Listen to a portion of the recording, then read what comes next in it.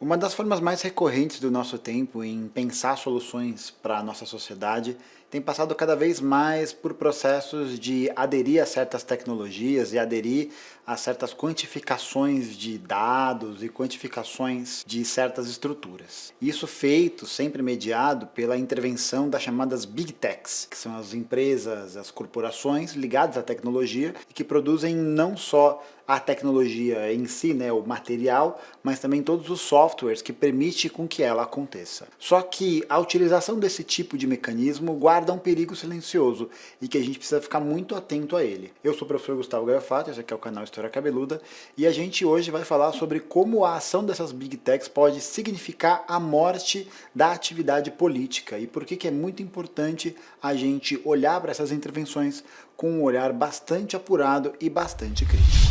Primeiro de tudo, quero agradecer a você que ajuda a manter e melhorar esse canal através do Apoia-se. O seu apoio é fundamental para que a gente possa continuar esse trabalho na Batalha das Ideias. E sim, eu copiei o discurso do Jones Manuel. O revisionista. O que a gente tem visto nos últimos anos é a ascensão do que a gente chama de dados, né? Os dados nada mais são do que informações que são dispostas para a gente em vários formatos diferentes. A gente, quando faz um caminho num GPS, por exemplo, a gente insere certos dados e as empresas de tecnologia conseguem acessar aqueles dados de maneira a criar melhores trajetos e a criar melhores opções para o nosso caminho. Da mesma maneira como a gente tem certos dados que a gente utiliza ou que são propostos para a gente quando a gente analisa ou fica tempo demais em uma oferta, algum produto ou alguma coisa relacionada. Acontece que esse tipo de intervenção ele guarda um perigo bastante problemático, né? Especialmente porque toda essa quantificação e essa pesquisa, na verdade, representam como a nossa sociedade se encontra numa encruzilhada. Porque, simultaneamente, a gente não consegue viver sem certos serviços, né? Então, hoje em dia, é praticamente impensável você viver sem um WhatsApp, um Telegram, ou um Facebook, ou um Gmail, ou qualquer serviço dessa natureza. Principalmente porque hoje todo mundo tem, né? E as pessoas se comunicam através desse tipo de aparato. E aí tem uma chavinha, tem uma pequena armadilha nisso, que é justamente o fato de que esses produtos aparentam ser grátis, mas na verdade eles não são grátis. Mas como assim, Gustavo? Você está me dizendo então que eu estou pagando o meu Gmail? Não, não é isso, não é que você está pagando ele. Mas toda vez que você aceita aqueles termos de serviço e de uso e a política de privacidade, esse é o preço que você paga para poder utilizar aquele serviço. Vai chegar a garganta. Então quando você dá aquele tiquinho ali, naqueles termos que, vamos ser sinceros, né? Ninguém lê aquela porra. Porque o documento é gigantesco, porque tem um monte de coisa que ninguém vai entender. E aí, para cortar o tempo, a gente vai lá, assina e aceita aquilo. Mas qual que é o problema da aceitação desse tipo de serviço? É justamente a gente colocar os nossos dados à disposição dessas Big Techs. Então, quem nunca aqui, por exemplo, estava conversando com algum amigo sobre algum produto? Vamos dizer, por exemplo, este belo Monte Rushmore comunista aqui. Dá para ver aqui, ó, aqui o Stalin, o Lenin está aqui, o Mao e o Marx. Se você foi pego, né, conversando com seu amigo sobre o Monte Rushmore comunista, provavelmente em algum momento do seu dia ou da sua semana, você vai receber uma oferta de um Monte Rushmore comunista, ou de algo muito similar. E aí você para pensar, mas pô, eu nem pesquisei isso, eu nem digitei, nem procurei em nenhum lugar. Como que isso aparece para mim? Isso aparece porque as Big Techs colocam na sua política de privacidade de dados que, se eles quiserem, eles têm acesso ao microfone ou a qualquer tipo de informação que seja proferida por quem está utilizando o seu serviço. Da mesma maneira como quando a gente faz uma pesquisa por um imóvel, por exemplo, no nosso Instagram, frequentemente aparecem propagandas de apartamentos à venda, aparecem propagandas de empreendimentos imobiliários, e isso não acontece à toa, né? Não é a grande providência divina, o destino que colocou aquele apartamento de 37 metros quadrados no seu caminho. Quando a gente aceita essas políticas, esse tipo de coisa pode acontecer. As Big Techs, diferentemente do que muita gente pensa, né, do que o Vale do Silício na verdade vai trazer a democracia, a liberdade, as empresas do Vale do Silício, que são responsáveis por esse tipo de tecnologia, são frequentemente colocadas como empresas importantes para pensar cada vez mais a autonomia social, pensar liberdade e resoluções racionais de problemas da nossa sociedade. Mas acho que a verdade que existe por trás desse tipo de política, desse tipo de empresa, é muito mais indigesta do que a gente gente vê por aí, né, e do que é propagado. Porque na realidade essas Big Techs têm todos os nossos dados, eles têm todas as nossas informações e eles podem fazer o que eles bem entenderem, porque afinal de contas a gente aceitou os termos dos contratos que foram utilizados para que a gente pudesse utilizar o serviço delas.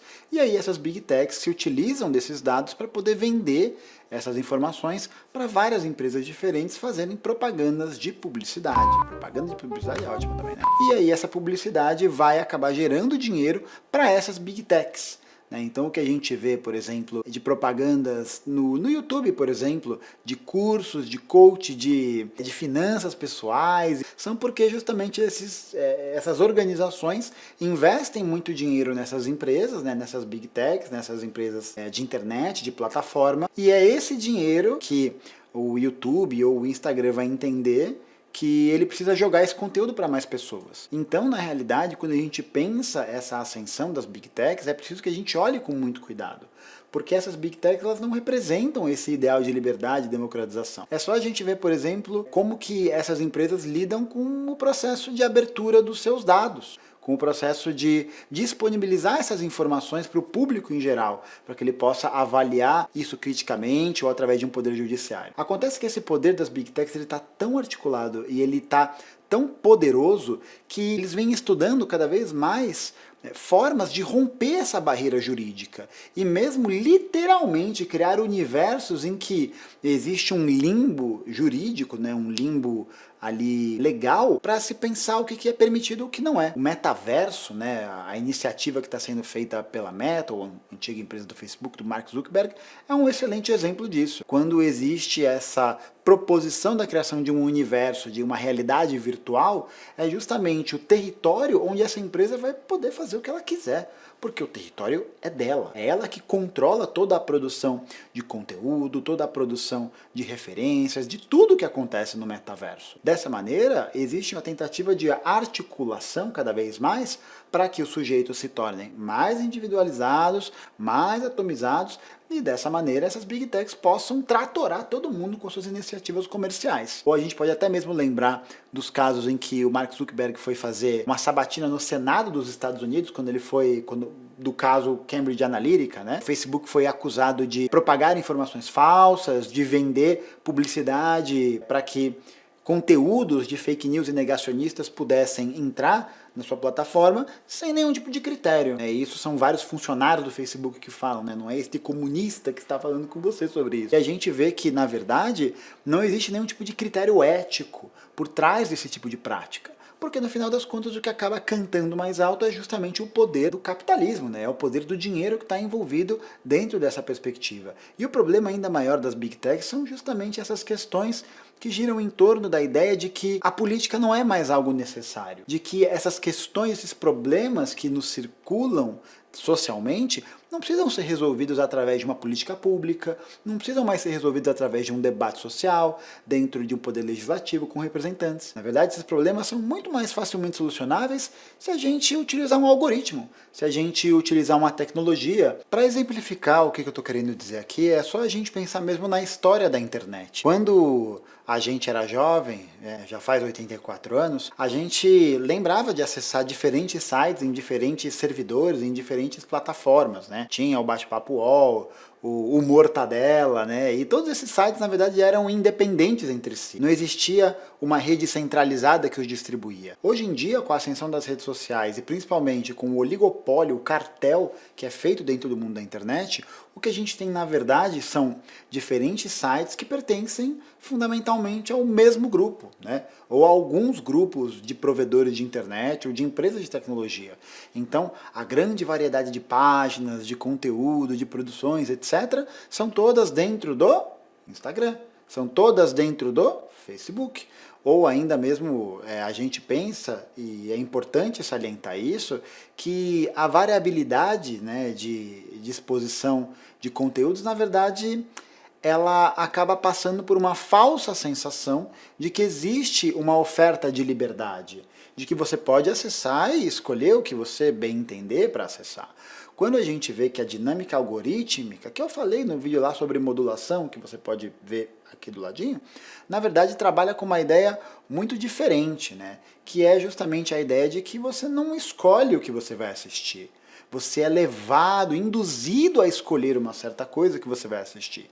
E isso faz parte justamente desse processo em que essas Big Techs tentam articular a sua dominação para que os seus conteúdos sejam vendidos e propagados da melhor forma que lhes couber financeiramente.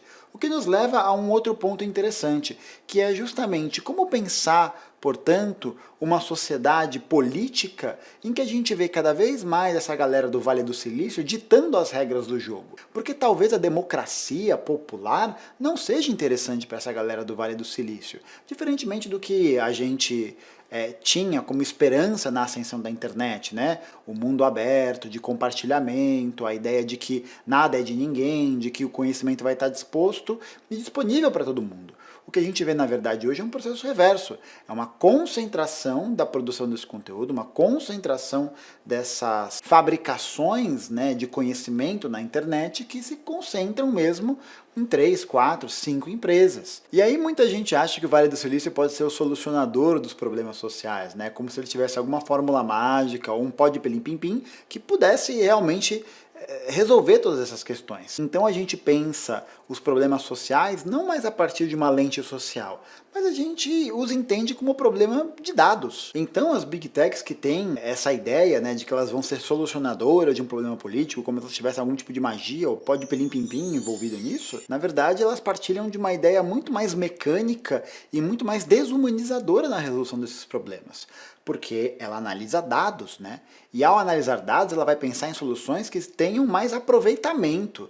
Então, as questões que envolvem problemas sociais, de moradia, enfim, problemas que nos cercam socialmente, não vão mais ser pensados a partir de uma perspectiva política, em que exista um debate, um discurso sobre isso e uma disputa de ideias. Na verdade, esses problemas vão ser pensados à luz dos algoritmos, à luz das informações que são produzidas, né? E por que isso é um grande perigo? Porque ao promover esse encerramento do debate, esse encerramento da constituição política do processo humano, a gente acaba ficando refém justamente das Big Techs, que vão ter todo o aparato tecnológico e material para poder decidir sobre a vida das pessoas. Como se existisse alguma ideia de que o livre mercado ou que a livre iniciativa das informações pudesse solucionar problemas. E a gente sabe que não é verdade, principalmente porque não existe um livre mercado de informações. As informações, os dados, as estatísticas, nada disso é neutro, né, politicamente, ou nada disso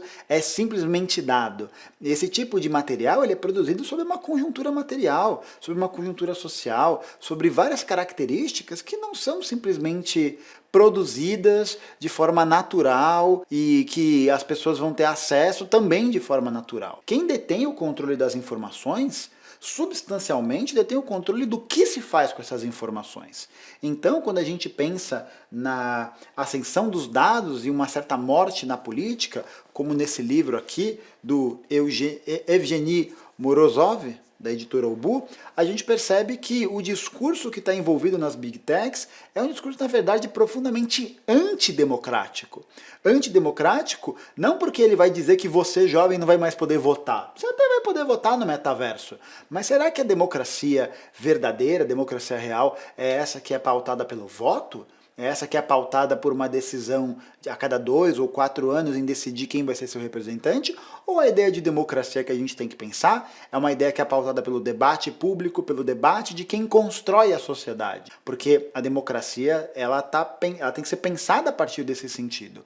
Uma democracia popular, exercida por um poder popular, porque é somente esse poder popular que pode garantir com que os interesses populares, os interesses sociais, sejam prioridade na sociedade, e não os interesses de uma Big Tech que, bom, tem vontade de lucrar e aumentar os ganhos dos seus investidores, mesmo que isso signifique potencialmente fazer com que pessoas morram porque não tomaram vacina, ou injetar água sanitária no estômago, ou qualquer outro tipo de informação que, na verdade, né, mais uma vez, mostra que a dinâmica do capitalismo não está preocupada em produzir liberdade ou produzir esclarecimento. Ela está preocupada em produzir lucro, custe o que custar. E você aí que chegou até o final desse vídeo, você provavelmente deve imaginar que esse vídeo não chegou até você de uma maneira tão fácil e provavelmente não vai chegar a outras pessoas de forma tão fácil. Então por isso é muito importante que você aí, você jovem, você precise passar a palavra, passar esse vídeo para mais amiguinhos para que esse tipo de conteúdo chegue nessas pessoas. Não se esqueça também de curtir, comentar o que você achou desse tema e quais temas você quer ver aqui no canal daqui para frente. Porque esse tipo de engajamento ajuda a subir a popularidade do vídeo. E além disso, também lembre que não vai ser uma Big Tech que vai me financiar para que eu possa produzir esse tipo de conteúdo. Por isso, considere se tornar um apoiador aqui do Apoia-se e dessa maneira a gente continuar produzindo conteúdo e produzindo formação política para que a gente possa combater esse tipo de ideia que na materialidade nos prejudica muito mais enquanto sujeito social do que nos ajuda. No mais, é isso aí. Muito obrigado por ter assistido até aqui, valeu, sucesso e até a próxima.